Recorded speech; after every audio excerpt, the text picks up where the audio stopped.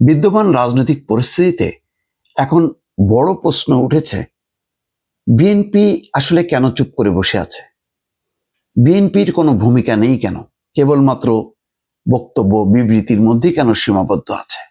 কেন মাঠটা ফাঁকা করে দিয়েছে? দর্শক, আসুন আমরা একটু বিষয়টা বিশ্লেষণ করি।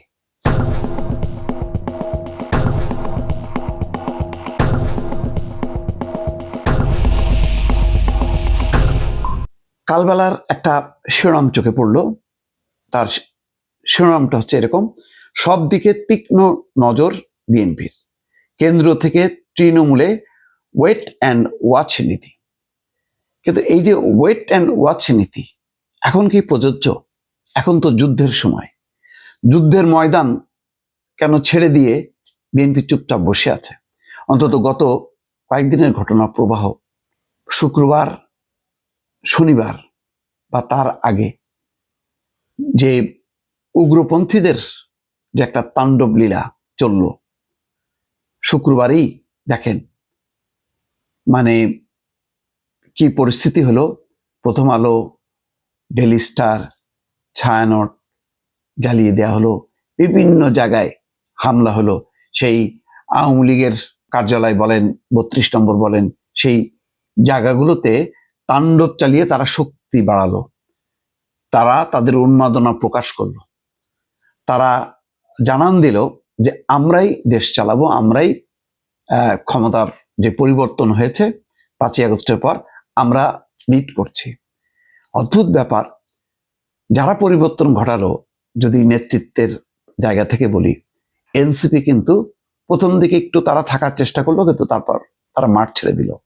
আর বিএনপি কোনো মাঠেই নেই। কিন্তু তারা, বিএনপি যেটা করলো, এই হাদির মৃত্যুকে ঘিরে যারা অপতৎপরতা চালালো, ধ্বংসযজ্ঞ চালালো, সেই ব্যাপারে তারা নিন্দা করলো। ডেইলি স্টার, প্রথম আলো পোড়ানো, ছায়ানটে আগুন দেয়া, এই ঘটনা প্রবাহে তারা নিন্দা করলো, সরকারের উপর ব্যর্থতা চাপিয়ে দিল এবং ব্যাপক কঠিন সমালোচনা করলো। কিন্তু এটাই কি যথেষ্ট? কেন মাঠে থাকলো না? মাঠে থেকে কেন জনগণকে সাথে নিয়ে সন্ত্রাসের বিরুদ্ধে, নৈরাজ্যের বিরুদ্ধে প্রতিরোধ গড়ে তুললো না? এটা একটা প্রশ্ন। কারণ হিসাব নিকাশগুলো কিন্তু এখনই হচ্ছে। মাঠের যারা শক্তি দেখাবে নির্বাচনে কিন্তু তারাই ভালো করবে, এবং জনগণ পছন্দ করুক আর না করুক, এই শক্তির কাছে হয় আত্মসমর্পণ করবে অথবা সমর্থন করবে। কিন্তু মাঠ যদি ছেড়ে দেয় বিএনপি, তাহলে মানুষের আর ভরসার জায়গা কোথায়? বিএনপি যে মানুষকে রক্ষা করবে, বিএনপি ক্ষমতায় আসলে যে গণতান্ত্রিক সাংস্কৃতিক প্রতিষ্ঠানগুলো যে সুরক্ষিত থাকবে, তার গ্যারান্টি কোথায়? তাহলে তো মাঠেই নেই। আর মাঠে যখন কেউ থাকবে না, তখন মানুষ তো যেই শক্তিকে পাবে সেই শক্তিকে আঁকড়ে ধরে বাঁচার চেষ্টা করবে। পরিস্থিতিটা কেন এইদিকে ঠেলে দিচ্ছে? এটা সত্য, বিএনপি এখন নির্বাচনে ব্যস্ত, তাদের মনোযোগ নির্বাচনে। কিন্তু নির্বাচনের আগেই তো মাঠ দখল হয়ে যাচ্ছে, মাঠ চলে যাচ্ছে অন্য পক্ষের হাতে, যারা বাংলাদেশে একটা উগ্রপন্থা প্রতিষ্ঠা করতে চায়, যারা আবার সেই তালেবানি শাসনের মতন একটি শাসনের স্বপ্ন দেখছে। তারা যখন সক্রিয়, তারা যখন হুঙ্কার দিচ্ছে, তখন বিএনপি কিন্তু নিশ্চুপ হচ্ছে। তার বিপরীতে পাল্টা কোনো বক্তব্য দিয়ে তারা মাঠে নামছে না। নৈরাজ্যের বিরুদ্ধে, সন্ত্রাসের বিরুদ্ধে, আগুন সন্ত্রাস চারিদিক জ্বলছে, বিএনপি কিন্তু চুপচাপ করে ওয়েট অ্যান্ড সি। এটা কি সঠিক? এই শক্তি যে একদিন বিএনপিকেও গিলে খাবে, গ্রাস করবে, এটা কি বিএনপি টের পাচ্ছে না?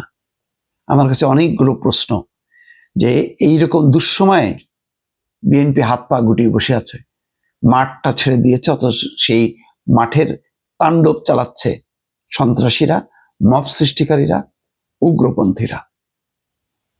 এতে কি বিএনপি লাভবান হবে? অনেকে বলছেন যে এর মাসুল দিতে হবে বিএনপিকে। আলটিমেটলি বিএনপিও তাদেরকে নিয়ন্ত্রণ করতে পারবে না। এখন যেমন সরকার যেমন অসহায়, তার ব্যর্থতার কারণে, অদক্ষতার কারণে সরকার যেমন অসহায় হয়ে পড়েছে, বিএনপিও ক্ষমতায় না থেকেও এক ধরনের অসহায় অবস্থা প্রকাশ করছে। এর ফলে বিএনপির উপরে মানুষ ভরসা করতে পারছে না। পরিস্থিতি কি তেমনটাই না? দর্শক, আপনারা ভেবে দেখুন।